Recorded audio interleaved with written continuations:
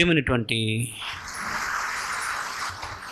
దేవుని ప్రియులందరికీ మన ప్రభువును మన రక్షకుడైనటువంటి క్రీస్తు యేసు వారి ఘనమైన నామములో నా హృదయపూర్వకమైనటువంటి వందనాలు. ప్రియులారా, దేవుని వాక్యాన్ని వినటకు వచ్చాం. వినడానికి వచ్చిన మనము మా మనస్సును మరి ఏకాగ్రత ఉంచి వాక్యాన్ని వినవలసిందిగా కోరుచున్నాను. ప్రియులారా, గత వారము మరి దేవుడు స్త్రీని ఎందుకు చేశాడు అవండి అనే అంశాన్ని మనం నేర్చుకున్నాం. ప్రియులారా, ఈ వాక్యాలు గత వారం వచ్చిన వారు దేవుడు స్త్రీని ఎందుకు చేశాడు, ఈ వాక్యాలు ఎవరికన్నా గుర్తున్నాయా? ప్రియులారా, మనము విన్నదే గుర్తించుకోకపోతే ప్రకారం ఎప్పుడూ బ్రతుకుతాం? ఆలోచించేయండి. ఏమండి, విన్న మనము విడిచిపెడితే పరలోకమందున్న దేవదూతలకు నష్టం లేదు, పరలోకమందు కూర్చున్నటువంటి తండ్రి కుడిపార్శ్వన కూర్చున్నటువంటి క్రీస్తుకు నష్టం లేదు, ఇప్పుడు సంఘంలో మనలో ఉన్నటువంటి పరిశుద్ధాత్మ దేవునికి నష్టం లేదు. ఎవరికి నష్టం? దేవుడు ఏ ఒక్కరు నశించకుండా పరలోకానికి రావాలని మరి ప్రవక్తల ద్వారా రాయించని గ్రంథం మన కోసం ఇచ్చాడు. కాబట్టి విని విడిచిపెట్టిన, విని వాక్య ప్రకారం బ్రతకకపోయినా కూడా నష్టపోయేది నేడు మనమే. యాకోబు గారు రాసిన పత్రిక మొదటి అధ్యాయము, యాకోబు గారు రాసిన పత్రిక మొదటి అధ్యాయము 22వ వచనం, మీరు వినువారు మాత్రమై ఉండి మిమ్మల్ని మీరు మోసపుచ్చుకొనకండి. ఏంటండి, బాగా గమనించండి. ఏమంటున్నాడు ఇక్కడ? మీరు ఎవరు? మీరు సంఘం, క్రైస్తవులు. అందులో స్త్రీలు ఉన్నారు, పురుషులు ఉన్నారు. స్త్రీలకు దేవుడు రాసిన మాటలున్నాయి, పురుషునికి దేవుడు రాసిన మాటలు ఉన్నాయి కదా. మీరు వినువారు మాత్రమై ఉండి మిమ్మును మీరు మోసపుచ్చుకోకుండా చూసుకోనండి. వాక్య ప్రకారము ప్రవర్తించు వారిని ఉండు. అంటే వాక్య ప్రకారం ప్రవర్తించాలని దేవుడు వాక్యాన్ని ఇచ్చాడు. ఓకే, వాక్యము విన్నదే మనకు గుర్తు లేకపోతే ఎలా ప్రవర్తిస్తాము? ఆలోచన చేయండి. ఏమండి, ఎగ్జాంపుల్, ఉదాహరణగా ఏమండి, స్కూల్లో మనము చదివిన వారమే కదా, మరి ఎగ్జామ్స్ పెడతారు. చదివినది మనకు గుర్తు లేకపోతే ఎగ్జామ్లో ఏం రాస్తాం చెప్పండి? అక్కడ పోయి అట్ట పెన్ను పట్టుకొని ఇలా ఇలా ఇలా ఇలా అనుకోవాల్సిందే. ఎందుకు? చదివావు, చదివిన దాన్ని ఏం చేసావు? గుర్తించుకోలేకపోయావు. గుర్తు రాకపోతే మనం రాయలేము కదా, అవునా కదండి? ఏమండి, వాక్యం విన్నది ఏమండి గుర్తు లేకపోతే ఎలా ప్రవర్తిస్తాం? ఆలోచించండి ప్రేమ దేవుని వలన. ఏమండి, కొన్ని వాక్యాలు గుర్తుంటాయి. ఏంటి? నిన్ను వల్ల నీ పూర్వాన్ని ప్రేమించు, నీ పూర్ణ హృదయముతోనూ పూర్ణ ఆత్మతోనూ దేవుణ్ణి పూజించు, ప్రేమించు. ఏమండి, ఇవి ఉన్నాయి, వింటున్నాం, విని నేర్చుకున్నాం, పాటిస్తున్నామా? విన్నవారుగా ఉన్నాం, విని గుర్తుపెట్టుకున్న వారిగా ఉన్నాం, గుర్తుపెట్టుకుని పాటించని వారిగా ఉన్నాం. వింటున్నాం, విన్నదాన్ని గుర్తుపెట్టుకోవటం లేదు, గుర్తుపెట్టుకున్నాం లేకపోతే మనం పాటించాలి. ఆలోచించండి పిల్లరా, దేవుని కష్టము బైబిల్లో కనబడుతుంది, దేవుని ప్రేమ ఏమండి బైబిల్లో కనబడుతుంది. ఏమండి, పరలోకాన్ని ప్రేమించలేదు, పరలోకమందున దేవదూతలను ప్రేమించలేదు, ఏమండి తన్ను తాను కూడా ప్రేమించుకోలేదు. ఇది సత్యం, అవునా? దేవుడు తన్ను తాను ప్రేమించుకున్నట్టు బైబిల్ ఎక్కడ రాయబడిందా? ఆలోచించేయండి. నేను లోకాన్ని ఎంతో ప్రేమించిన బైబిల్లో రాయబడింది, కానీ నన్ను నేను ప్రేమించుకుంటున్నాను. ఎందుకంటే తను తను ప్రేమించుకుంటే ఒకవేళ నా పిల్లల మీద తక్కువైపోతుందేమో ప్రేమ. అవునా కదండి? బాగా ఆలోచించండి. మనకి ఇష్టమైన తిండి ఉండదు అనుకోండి, ఆ తిండి మనకు తినడానికి ఇంట్రెస్ట్గా ఉంది, చాలా ఉంది. అయితే మన కుమార్తె కానీ కుమారుడికి వచ్చాడు అనుకోండి, ఇష్టమైనదే కానీ దాన్ని ఆపుకోనైనా ఏం చేస్తారు, తన పిల్లలకు పెడతారు సామాన్యంగా. అవునా కదండి? నాకు అవసరం లేదండి, నా పిల్లలు తింటే నాకు కడుపు నిండుతుంది అంటాడు. ఉండి దేవుని ప్రేమ ఎలాంటిదంటే తన గురించి తను ఆలోచించుకోవట్లేదు, కానీ ఏమండి తన స్వరూపంలో చేసుకున్నటువంటి ఏమండి నీ గురించి నా గురించి ఆలోచనలు ఉంది. 66 పుస్తకాలలో ఏమండి ఆయన గురించి ఆలోచించుకోవడం అనేది మనకు కనపడదు, కానీ ఎప్పుడు దేవుని తన పిల్లల గురించే, తన చూపు భూమి మీదనే, పరలోకంలో లేదు. పరలోకములో దేవుని ఆలోచన పిల్లలపైనే. ఎందుకన్నప్పుడు అండి అంతగాని దేవుడు ప్రేమించాడండి. అందుకని ఆయనకు ఒకటే మాట అన్నాడు యోహాను గారు, దేవుడు ప్రేమకు స్వరూపం ఆయన్నే. దేవుడు ప్రేమ స్వరూపి. ఆ దేవుడు ప్రేమించిన మాటలు ఈరోజు మనకి ఇస్తే మనం ఎంతవరకు దాన్ని దైవజనుడు చెప్పింది వింటున్నాం, విన్నదాన్ని గుర్తుపెట్టుకుంటున్నాం, గుర్తుపెట్టుకున్న దాన్ని ఎంతవరకు పాటిస్తున్నాము అనేది చాలా ప్రాముఖ్యమైనది. అవునండి, దైవజనుడు మీకు మహా అంటే 3-4 క్లాసులలో చెప్పగలడు అంతే ఒక వారానికి కదా, లేకపోతే ఆదివారం ఒక పూట కలవగలం. మిగతా సందర్భాలలో అవునండి, అందుకని మీకు కూడా దేవుడు జ్ఞానాన్ని ఇచ్చాడు, మీకు కూడా దేవుడు బైబిల్ని ఇచ్చాడు. దీన్ని చదవాలి, దివారాత్రులు ధ్యానించాలి. ఆసక్తితో దేవుని వాక్యాన్ని ధ్యానిస్తే జ్ఞానాన్ని అనుగ్రహిస్తాడు. జ్ఞానం కొదువుగా ఉన్న ఎడల ఎవరిని అడగమన్నాడు? నన్నే అడగండి, ఎవరిని అడగండి కదా. కాబట్టి ప్రియులారా ఆలోచించండి. దేవుడు ఈ భూమి విడిచిన తర్వాత మీరు పరలోకానికి రావాలంటే స్త్రీ అని నువ్వు భూమి మీద ఏం చేయాలి? ఏమండి, పోయిన వారం రాని వాళ్ళకు కూడా మళ్ళీ దాన్ని ఒకసారి జ్ఞాపకం చేస్తాను.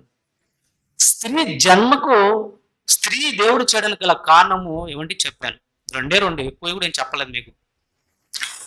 ఒకటి అంటున్నప్పుడు ఏమండి మొట్టమొదటిగా ఆయన స్వరూపాలను మీరు భూమి మీదకి తేవాలి. ఏమండి దేవుడిచ్చే గర్భఫలాన్ని మీరు క్షేమంగా భూమి మీదకి తీసుకొని రావాలి. గర్భంలో ఉంటున్న శిశువుకు మీరు అప్పటి నుంచి మీరు ఏం కావాలన్నప్పుడు టీచర్స్ కావాలి, వాక్యం నేర్పించాలి అప్పటి నుంచే. అలాగే వారు బాల్య వయసులోను యవన వయసులోను ఇలాగా మీరు ఖచ్చితంగా వాక్యాన్ని నేర్పిస్తూనే ఉండాలి. బాల్యంలో నడవలసిన త్రోవ నేర్పించాలి. వాడు ఏమన్నప్పుడు తొట్టిలో అంతవరకు మిమ్మల్ని ఆపలేదు స్త్రీకి. తర్వాత ఏంటన్నప్పుడు దేవుని పనిలో చనిపోయేంత వరకు ఉండాలి. తెలుసు కదా. ఇవ్వండి అన్న ఆమె దేవాలయాన్ని విడిచిపెట్టలేదు, సంఘంలో దేవాలయంలో పని చేస్తూ ఉంది కదా. 84 సంవత్సరాలు అంటే రుద్రాలు అంటే చచ్చిపోయేంత వరకు దేవుని సేవ చేయాలన్నా సేవ చేయాల్సిందే. ప్రేమని దేవునిలా చూశారా? దేవుడు ఎందుకు చేశాడు అన్నప్పుడు మిమ్మల్ని గొప్ప సహకారిగా దేవుని కుమార్తెలు మీరు మోయవలసిన వారు మీరే. గొప్ప పని మీకే. పురుషులతో తక్కువ అంటే ఏం లేదు, సమానత్వమే ఇద్దరు పనిలో విషయం. ఎందుకంటే స్త్రీ మీరు అనుకున్నట్టుగా దేవుడు రాయలేదు, దేవుడు మీ గురించి అనుకున్నట్టుగా బైబిల్లో రాశాడు. మీరు ఎంత గొప్పవారో, మీరు ఎంతగాని దేవుడు మీ గురించి ఆలోచన చేశాడో, మీరు ఎంతగానో ఆలోచన చేస్తే భూమికి పంపించాడో, మిమ్మల్ని ఎంతగానో కాపాడుకుంటూ వచ్చి ఈ రోజు మిమ్మల్ని క్రీస్తు దగ్గర తీసుకొచ్చాడో ఈ వాక్యంలో ఈ సంఘంలో మీకు అర్థమవుతుంది పిల్లారా. ఓకే, మొదటి దేవుడు స్త్రీ ఎందుకు చేశాడు అన్నప్పుడు ఒకటి గర్భఫలం దేవుడిచ్చి బహుమానాన్ని మీరు ఖచ్చితంగా వీళ్ళను దేవుళ్ళు పెంచాలి. తర్వాత సహకారం అంటే దేవుని పనిలో ఉండాలి.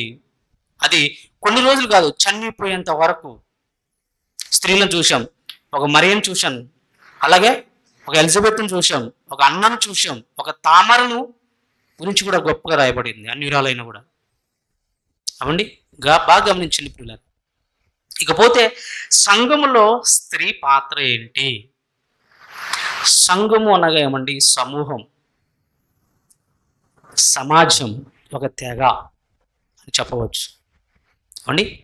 ప్రేమ దేవునులరా, 6 నెలల మీద దేవుడు మనిషిని చేస్తే ఆ మనుషులు ఏమండి భూమిని నిండారు. ఈరోజు దేశాలుగా, రాష్ట్రాలుగా ఇలాగా మరి ఏమంటే విడిపోయి ఉన్నారు. అయితే ఈ దాంతో మరి కులాలు, మతాలు ఇవన్నీ వచ్చేసాయి. అందులో ఏమండి సంఘం అని కులాల పేరుట ఉన్నాయా లేవండి? కమ్మ సంఘం, కాపు సంఘం, రెడ్డు సంఘం అంటే మాల సంఘం అండి, ఇలాంటి కులాల సంఘాలు ఉన్నాయి. అవునా కదండి? ఉన్నాయి. తర్వాత ఏమండి వృత్తి సంఘాలు ఉన్నాయా? ఆటో సంఘం, ఏమండి లేబర్ సంఘం, ఏమండి ఇలాంటి సంఘాలు ఉన్నాయి కదా. ప్రేమని దేవుని వల్లరా ఇలాంటి సంఘాలన్నీ దేవుడు చేశాడు పిల్లరా. ఆయన కూడా ఒక సంఘాన్ని భూమి మీద ఉంచాలనుకున్నాడు. ఆయన సంఘము భూమి మీద ఉందా? ఉంటే సంఘము ఏది? ఆ సంఘానికి మరి ఏమన్నా విధులను ఇచ్చాడా? ఆ సంఘం గురించి దేవుడు ఎలా ఆలోచన చేశాడు? ఇవన్నీ జాగ్రత్తగా మనం ఆలోచించుకుంటూ వెళ్దాం ప్రియులారా. అసలు భూమి మీద దేవుని సంఘం ఉందా అని ఆలోచన చేయగలిగితే ఇటువంటి పాత నిబంధన నుంచి మనం ఆలోచన చేసుకుంటూ వచ్చేద్దాం. ఓకే, సంఖ్యాకాండము దేవుని సంఘం ఉందో లేదో చూద్దాం. సంఖ్యాకాండము 16వ అధ్యాయము, సంఖ్యాకాండం 16వ అధ్యాయం 3వ వచనం. యెహోవా సంఘము మీద అన్నాడు చూడండి. ఏమండి ఉందా భూమి మీద 6 నెలల మీద యెహోవా సంఘం? యెహోవా అనగా దేవుడు, దేవుని సంఘం. ఓకే, దేవుని సంఘము ఏమండి. ఈరోజు కులాల సంఘాలు ఉన్నాయి, అలాగే వృత్తుల సంఘాలు ఉన్నాయి, అలాగే ఎన్నో సంఘాలు ఏర్పరచుకున్నాడు, విద్యా సంఘాలు ఉన్నాయి కదా. ఏమండి ఈ సంఘాలలో చూసినప్పుడు దేవుని ఆలోచన వచ్చేసింది ఏంటన్నప్పుడు, ఏంటి సంఘాలుగా మారిపోయారు? ఇప్పుడు నేను ఒక సంఘాన్ని స్థాపించాలి, ఒక సంఘాన్ని ఏర్పరచుకోవాలి, ఒక సమూహాన్ని ఏర్పరచుకోవాలి అండి. ఆ సంఘం దేవుడు ఏర్పరచుకున్న సంఘం ఏది? ఆ సంఘం అంటే ఏంటిదో చెప్తున్నాడు. సంఖ్యాకాండం అదే 15వ అధ్యాయము 15 వచ్చిన ఒక్కసారి చూడండి. 15వ అధ్యాయం 15 వచనం. సంఘమునకు అనగా చూడండి, సంఘమునకు అనగా అంటే సంఘం అంటే ఏంటంటే మీకు అంటున్నారు. ఎవరండి వీళ్ళు? మీకు అంటే సంఘం అంటే మీరు అంటున్నాడు. మీకు అంటాడు, మీరు అంటే ఎవరు వీళ్ళు?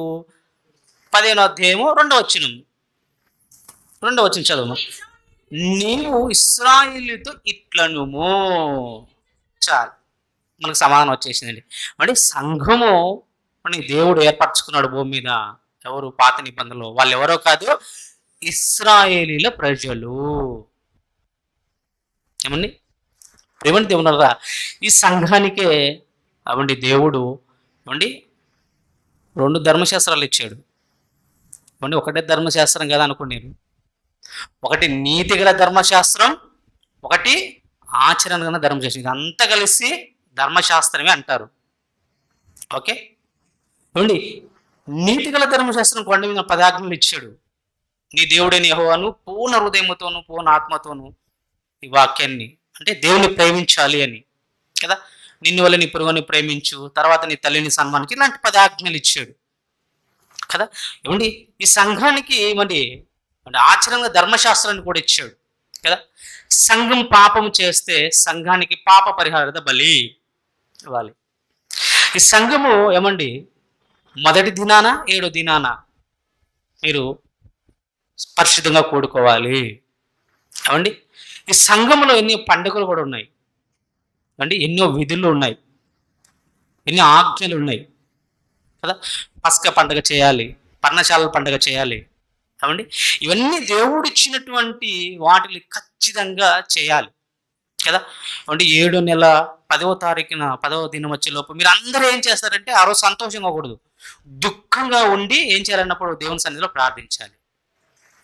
ఏమండి ఇవన్నీ ఉన్నాయి, ఆచారాలు ఉన్నాయి, అలాగనే ఆజ్ఞలు ఉన్నాయి. ఇవన్నీ సంఘానికి ఏమండి చెప్పాడు. ఏమండి ఆయన అలాగ చెప్పుతూ ఆయన ఆలోచన ఎలా ఉంటుంది మనం ఆలోచన చేయగలిగితే ప్రియులరా, ఆయన మనసులో ఏముందో ఆ సంఘం ఎలా ఉండాలనో ఏ విధంగా ఉండాలనో చెబుతూ ఒక మాట అంటాడండి. నిర్గమకాండము 12వ అధ్యాయము ఏమండి 16వ వచనము. ఆ మొదటి దినమున మీరు పరిశుద్ధ సంఘముగాను 7వ దినమున పరిశుద్ధ సంఘముగాను కూడుకొనవలేను. పిల్లరా ఆలోచన చేయండి.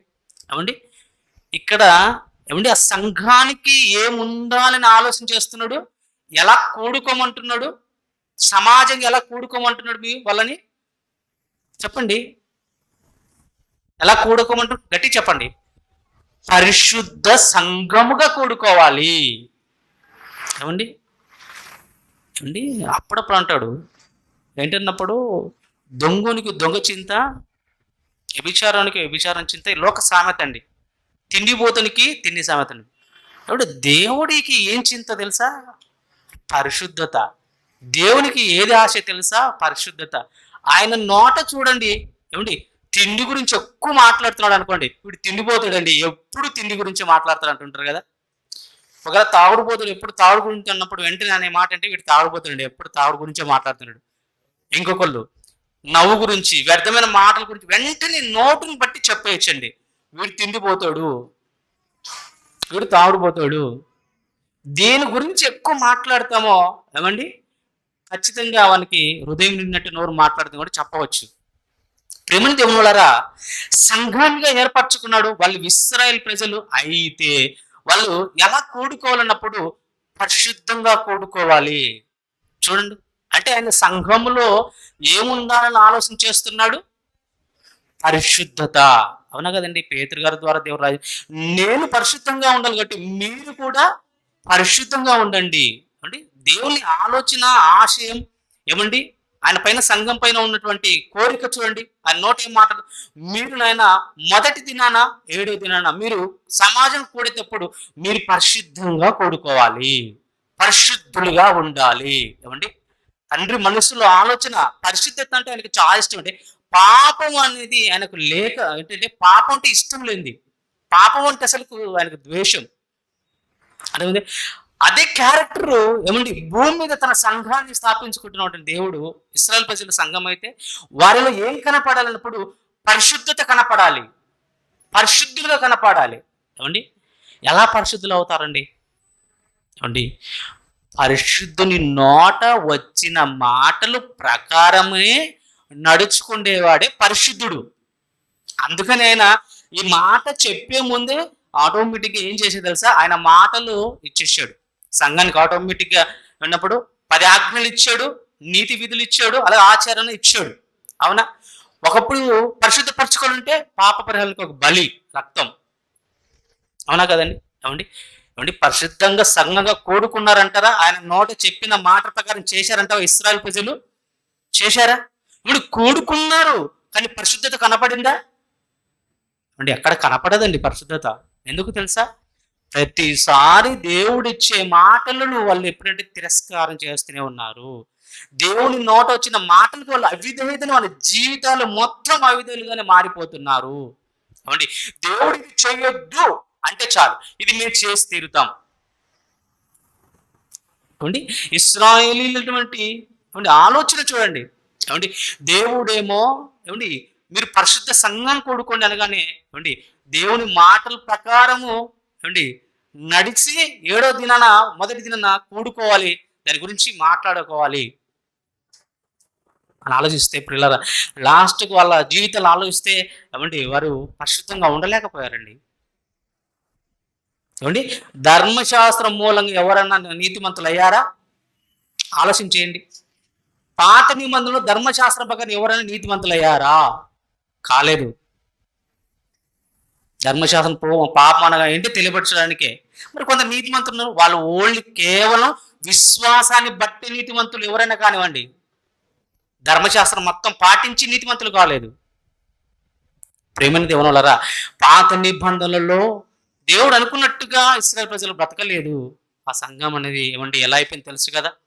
చివరికి ఏంటంటే మరి ఇశ్రాయేలు ప్రజలు 2 రాజ్యాలు విడిపోయిన తర్వాత ఒక రాజ్యం అష్షూరు చెరకు, ఒక రాజ్యం ఏమో బబులోను చెరకు వెళ్ళిపోయింది కదా.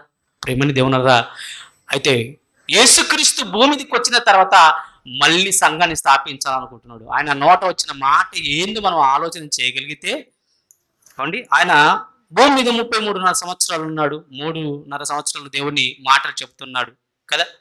అలా చెప్తున్నప్పుడు ఆయన నోట వచ్చిన మాటను ఏమండి సంఘం గురించి చెప్తున్నాడు. ఏంటి చెప్తున్నాడు ఇందాం, ఆలోచన చేద్దాం. మత్తయి సువార్త 16వ అధ్యాయము, మత్తయి గారు రాసిన సువార్త 16వ అధ్యాయము 18వ వచనం, 16వ అధ్యాయం 18వ వచనం. మరియు నువ్వు పేతురువు, ఈ బండ మీద నా సంఘమును కట్టుదును. చాలమ్మా, ఏమంటున్నాడు యేసుక్రీస్తు వారు, నువ్వు పేతురు, ఈ బండ మీద నా సంఘాన్ని కడతాను. ఏమండి ఈ మాట వెంటనే చాలా మంది అపార్థం చేసుకున్నాడు. ఈ బండ మీద అనగానే పేతురు గారు అనుకొని వెంటనే పేతురు గారి మీద సంఘం, ఆయన సంఘాన్ని పెద్ద కదా, ఆయన మీద కడతాడు అనుకున్నారు. కాదు, ఈ బండ మీద అనగానే బండ అనగా ఎవరన్నప్పుడు క్రీస్తు, యేసుక్రీస్తు వారి మీద ఏమంటే కట్టుదును. అంటే అప్పటి వరకు ఇంకా యేసుక్రీస్తు వారు సంఘాన్ని స్థాపించలేదు, సంఘాన్ని కట్టలేదు. ఎలా కట్టాడు, ఈ సంఘాన్ని ఎలా స్థాపించాడు, ఈ సంఘ స్థాపనకు ఏంటి, ఎవరి సంఘము అని మనం ఆలోచిస్తే ప్రియులారా, మొట్టమొదటిగా ఈ సంఘాన్ని ఎలా సంపాదించాడు మనం ఆలోచన చేయగలిగితే అపోస్తల కార్యములు 20వ అధ్యాయం చూడండి, 20వ అధ్యాయము 28వ వచనం. అపోస్తల కార్యములు 20వ అధ్యాయము 28. దేవుడు తన స్వరక్తం ఇచ్చి సంపాదించిన తన సంఘమును అన్నాడు. చూడండి, దేవుడు అనగా కింద ఫుట్ నోట్లు ఏముంది, ప్రభు అని ఉందా, 4వ వచనం ప్రభువు అని. అంటే ప్రభు తన స్వరక్తం ఇచ్చి సంపాదించిన సంఘం. ఏమండి సంఘము కట్టుదునన్నాడు తన పైన. అయితే సంఘాన్ని ఎలా సంపాదించాడు అంటే ఏమండి యేసుక్రీస్తు వారి స్వరక్తం ఇచ్చాడు. అంటే ఒకప్పుడు సంఘాన్ని స్థాపించిన దేవుళ్ళు అప్పుడు పరిశుద్ధంగా పరచుకోవాలంటే ఆ సంఘానికి అప్పుడు ఏం చేసేవారు పాత నిబంధనలో, ఏమండి సంఘం పరిశుద్ధంగా ఉండాలన్నప్పుడు సంఘం కొరకు ఒక యాజకుడు ఏం చేయాలన్నప్పుడు ఏమండి తన రక్తం ఇచ్చేవాడు కాదు యాజకులు. బాగా గమనించండి. ఏమండి ఈ సంఘంలో ఒకప్పుడు ఏంటున్నప్పుడు పాత నిబంధన సంఘానికి దేవునికి మరి పాపం దేవుని ఎదుటి పాపం చేసిన వారు మరి ఎవరు రక్తం ఇచ్చేవారంటే తన యాజకులు ఇచ్చేవారు కాదు, ఎవరు లేవి వంశస్థులు ఇచ్చేవాళ్ళు కాదు. ఎవరు రక్తం ఇచ్చేవారంటే పశువుల రక్తం, గొర్రెల రక్తం ఇచ్చేవారు కదా. ఈ మాట తన రక్తము అని ఎందుకు అన్నాడు అన్నప్పుడు ప్రియరా, పాత నిబంధనలో ఏమండి బాగా గమనించినట్లయితే పాత నిబంధన పరిశుద్ధపరచడానికి, సంఘాన్ని పరిశుద్ధపరచడానికి గొర్రెలను, మేకలను ఇలాంటివి ఇచ్చేవారు కదా. కానీ ఇప్పుడు మాత్రము ఏమండి తన రక్తం ఇచ్చాడు. ఒకప్పుడు ప్రధాన యాజకులు గొర్రెపిల్ల రక్తం ఇస్తే ఇప్పుడు మన ప్రధాన యాజకుడు ఎవరన్నప్పుడు క్రీస్తువాడు. ఈయన మాత్రము ఏమండి రక్తం, తన రక్తమే ఇచ్చాడు. ఏమండి ఏరవ రక్తం ఇవ్వచ్చు కదండి, ఆలోచించండి.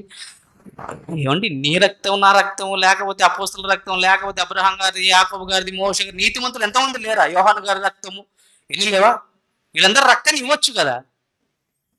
ఏమండి యేసుక్రీస్తు రక్తం ఎంత పవిత్రమైందో తెలుసా. పేతురు గారు చెప్తున్నాడు చూడండి, పేతురు గారు రాసినటువంటి మొదటి పత్రిక, ఆయన రక్తం ఎందుకు అవసరము అంటే పేతురు గారు రాసినటువంటి మొదటి పత్రిక మొదటి అధ్యాయము, పేతురు గారు రాసినటువంటి మొదటి పత్రిక మొదటి అధ్యాయము 19వ వచనం. ఏమండి అమూల్యమైన రక్తము చేత, ఏమండి అమూల్యమైన రక్తం. ఈరోజు మనకు అమూల్యమైనది ఏంటిదండి, మనకైతే ఏమండి బంగారం అమూల్యం, అవునా. ఏమండి మన పిల్లలు అమూల్యం అనుకుంటున్నారు. పిల్లరా గమనించండి, ఇక్కడ ఏం రావాలి, అమూల్యమైన రక్తం ఎలా అయింది అన్నప్పుడు ఏమండి అంటున్నాడు ఇక్కడ, అనగా నిర్దోషమును నిష్కలంకమునకు గొర్రె పిల్ల వంటి క్రీస్తు రక్తము చేత విమోచింపబడితే మీరు ఎరుగుదురు కదా. అంటే ఏ దోషము చేయని గొర్రె ఎవరన్నప్పుడు ఏమండి? క్రీస్తు వారు. ఏ దోషము చేయలేదా?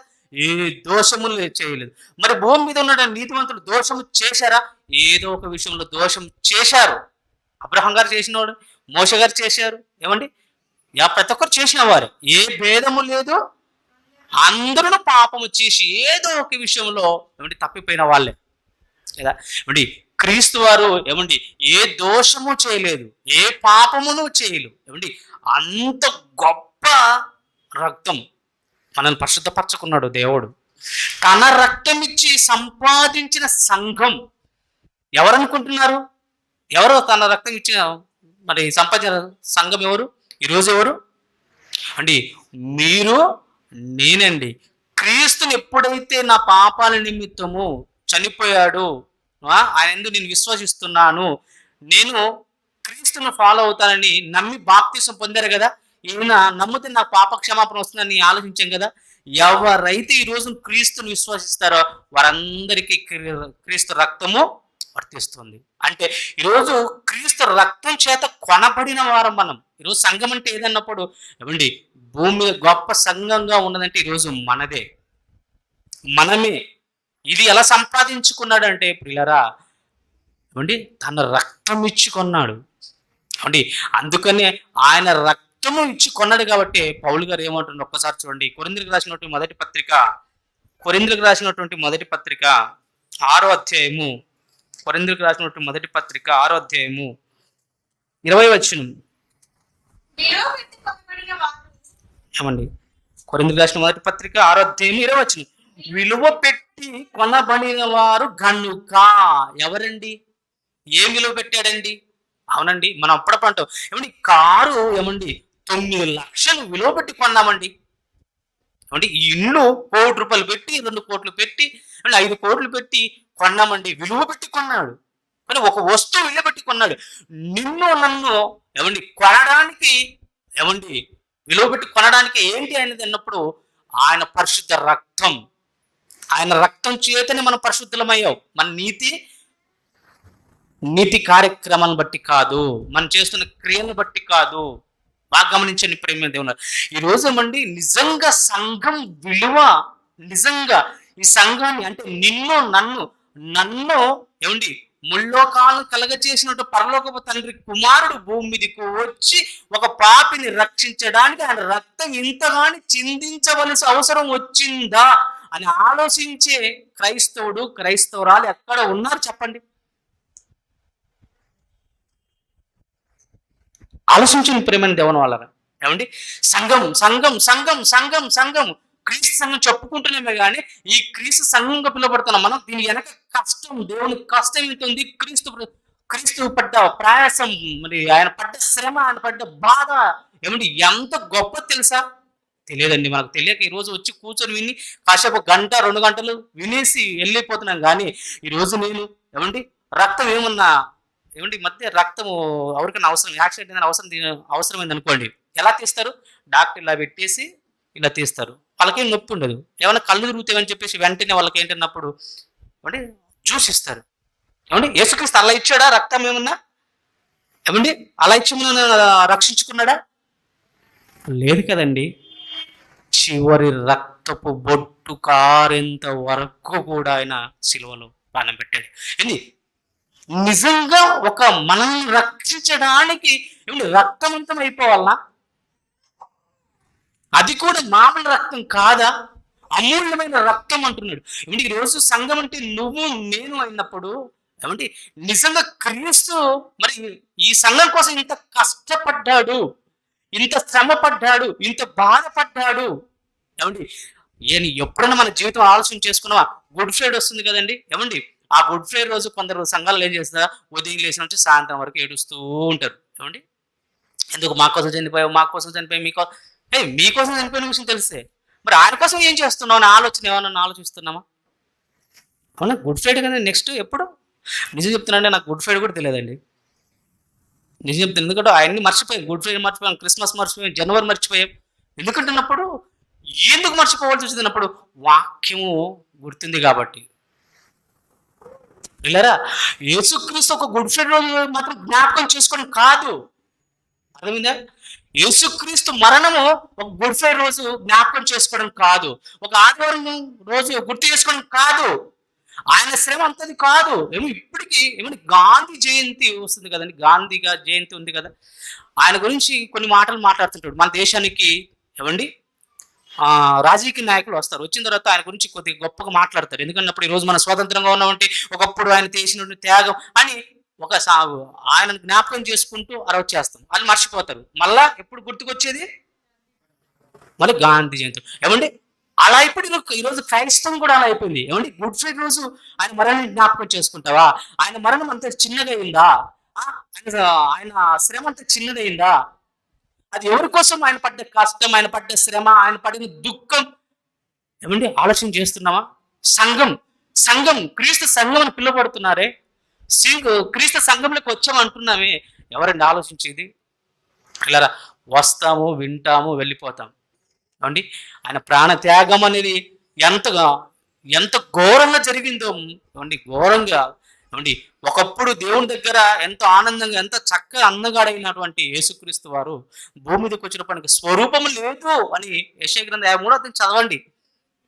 ఆయన ఎలా దున్నుతారంటే ఈపును నాగలతో దున్నినట్టు. ఏమండి మనకు చిన్నది ఏదన్నా కానీ గాజు పెంక కుచ్చుకుంటేనే బాధపడిపోతాం, అవునా? ఒక పిలుసు కుచ్చుకుంటేనే బాధపడిపోతాం, అవునా?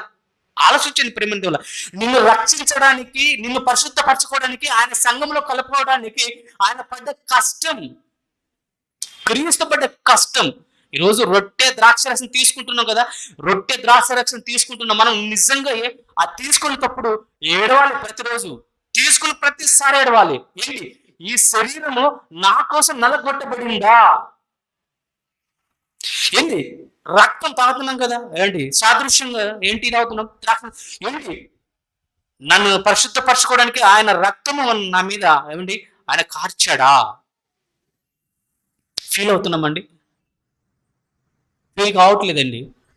క్రీస్తు జ్ఞాపకం చేసుకోవట్లేదండి. ఆచారం అయిపోయింది, మనకు కూడా ఆచారం అయిపోయింది. ఏంటన్నప్పుడు ప్రతిసారి మనం ఏరవలన ఆచారం అంటున్నాం, మనం కూడా ఆచారం అయిపోయింది. ఆదివారం వచ్చేసి రొట్టె విచ్చేసి తినేసి వెళ్ళిపుతున్నామే కానీ ఏమండి తర్వాత ఏమి చెయ్యాలి అన్నది మాత్రం ఎవరికి గుర్తుకు రావటం లేదు. ప్రేమ దేవుని వారు, సంఘాన్ని ఈరోజు నేను సంఘంలో మనము విలువ పెట్టి కొనబడిన వారము, విలువగల మనుషులము. ఎలా విలువైనప్పుడు క్రీస్తు రక్తం విలువైంది, క్రీస్తు రక్తం అమూల్యమైనది. అవునండి, ఆ రక్తం కొనబడిన మనము ఏమండి నిజంగా చెప్పండి జ్ఞాపకం చేసుకుంటున్నప్పుడు ఎందుకోసము ఈయన ఈ త్యాగం నా కోసం చేశాడు, ఇప్పుడు నేను ఏం చేయాలి అని ప్రతి దినము ఆలోచించేవారు ఉన్నామా? ఏమండి నిజం చెప్పాలంటే ప్రతి క్షణము ఏమండి మనం తినే తిండి విషయంలో కూడా ఆలోచించాలి. ఈరోజు నేను పరిశుద్ధిగా బ్రతుకుతున్నాను అంటే, ఈరోజు జీవిస్తున్నానంటే, ఈరోజు పరిశుద్ధంగా ఉన్నంటే నా ప్రభువు నన్ను రక్షించుకొని నిన్ను పరిశుద్ధపరచుకున్నాడు. ఈరోజు నేను పరిశుద్ధంగా ఉన్నానంటే ఈ పరిశుద్ధపడటానికి క్రీస్తు భూమి మీదకి వచ్చి ఆయన ప్రాణ త్యాగం సులువుగా కష్టపడలేదు. ఎంత కష్టపడినప్పుడు అంత కష్టపడ్డాడు. ప్రేమ దేవుల, ఎందుకంటే రేపు శిలువ మరణానికి పోయేటప్పుడు యేసుక్రీస్తే ఏమన్నాడు? భయపడిపోయి ఈ గిన్నె నా చేతిలో నుంచి తీసిపోయే ప్రభావ. ఎందుకన్నా తెలుసా? రేపు ఉదయాన్నే లేవగానే పడ్డ శ్రమ, కష్టము, వేదనలు, కొరడ దెబ్బలు, అవమానాలు, ఏమండి పిడిగుద్దులు, రక్తపు బల్లెపు పోటు, ఇవన్నీ క్రీస్తుకు తెలియదా? తెలుసు కూడా. ఎందుకు నాన్న మళ్ళీ అన్నాడు వెంటనే, నీ చిత్తమే చిందించు నాకు. ఎందుకంటే నా రక్తం ద్వారా నేను లోకమంతా పరిశుద్ధపరచుకోగలను, లేకపోతే నేను నా రక్తం ద్వారానే సంఘంగా స్థాపించగలను, విలువ పెట్టి కొనగలను. ఎన్ని భరించాలనుకుంటున్నావు అండి క్రీస్తు వారు? ఈరోజు సంఘం అని పేరు పెట్టుకుంటున్నామే కానీ ఆలోచించండి ప్రియమైన దేవుని వారా,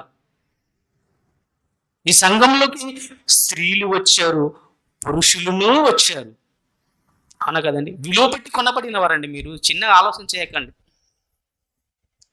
స్త్రీలు చాలా విషయాలు ఏంటండి అమండి బలహీనం అనిపేసి ఒక రెఫరెన్స్ తీసేసుకొని తర్వాత ఏమండి వారి ఆలోచన ఏంటంటే ఏంటి, దేవుని దగ్గరికి రావడానికి కూడా ఒంటరిగా రాని పొజిషన్లో ఉన్నారు.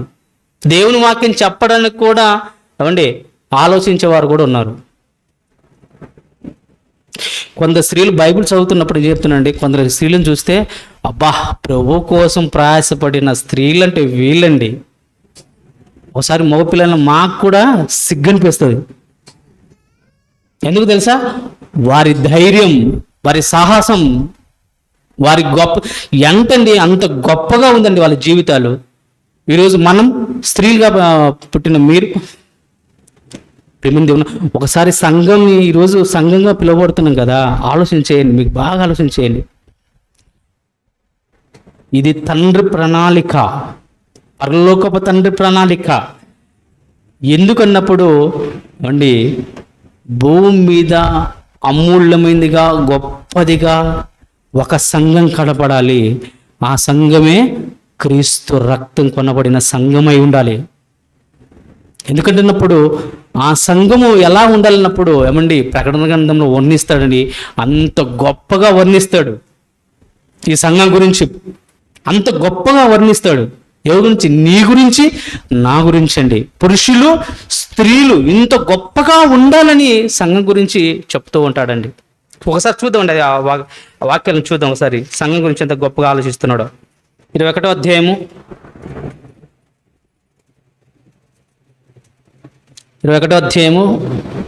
10వ వచనం 9వ వచనం నుంచి చదువుకుంటామండి.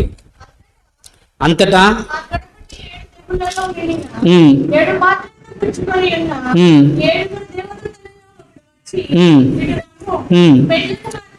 పెళ్లి కుమార్తెను అనగా గొర్రె పిల్ల యొక్క భార్యను నీకు చూపెద్దనని నాతో చెప్పి ఆత్మవశునై ఉన్న నన్ను ఎత్తైన గొప్ప పర్వతం మీదకి కొనిపోయి యెరూషలేము పరిశుద్ధ పట్టణము దేవుని మహిమ గలదై పరలోకమందు దేవుని ఎదురు దిగొచ్చి చూపించాను.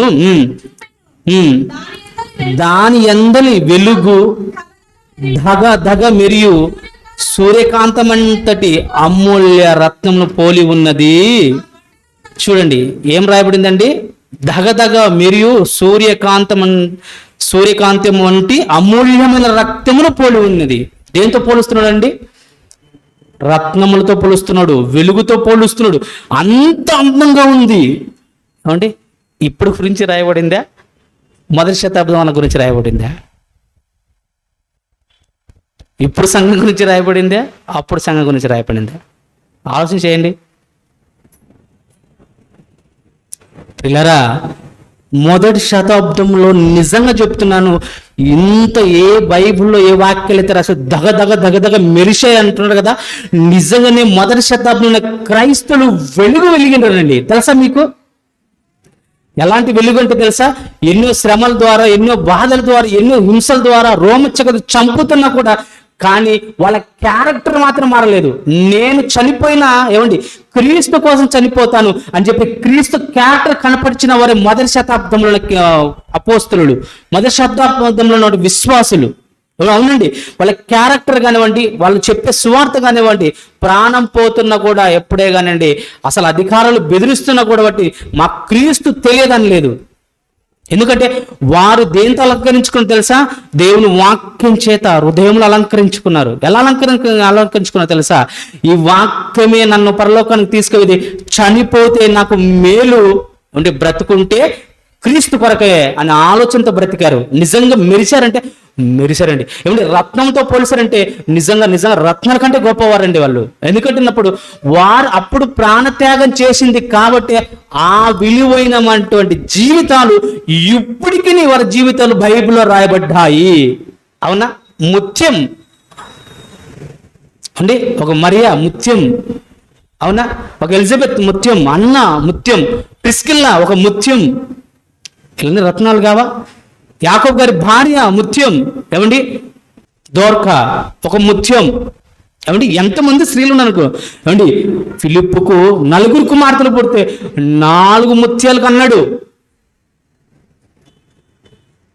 నిజంగా వాళ్ళ జీవితాలు ఇప్పటికెందుకు ఉన్నాయి? ఎప్పుడో 2000 సంవత్సరాల క్రితం, 2000 సంవత్సరాలు, ఇప్పుడు 2021. ఇంకా వాళ్ళ చరిత్ర చెదిరిపోలేదంటే వాళ్ళ క్యారెక్టర్ దేవుని అలంకరించుకుని ఆలోచించండి ప్రేమ దేవుని వాళ్ళ.